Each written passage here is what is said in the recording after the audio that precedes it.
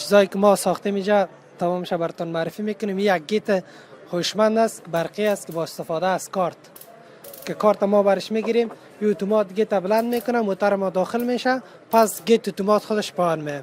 و یکی از یک سولار هوشمند است. هر طرفی که جهت آفتاب باشه این سولار ما در مو جهت خودش عیار میکنه، با مو طرف می باشه اگر آفتابی طرفیه پس خود تغییر میده. و این دو تا کاستک خانه های وایرینگ کاری شده هستند که یکیش توسط وایرینگ کاری شده توسط سویچ کار میده و یکی دیگهش کاستک توسط ریموت کنترل کار میده. و او قسمت هم ما یک مزرعه آبی داریم. مزرعه آبی داریم که نیاز به این نیست که کدام شخص اوجا باشه همیشه بر از درختای ما آب بده یا آب از سرش قطع کنه. او به شکل اتوماتیک زمانی که درختها نیاز به آب می داشته باشه واتر پمپش اتوماتیک روشن میکنه، آبیاری میشه و زمانی که هم آبیاری شده پس دوره را سرش قطع میکنه. و این قسمت هم کاستک یک دستشوی برقی داریم ما.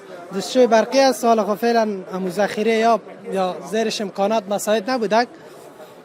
وقتی دست پیش میکنی از این آب میایه و این قسمت شام یک خشکن داره، دست دو طرف میشه پس آب قطع میشه.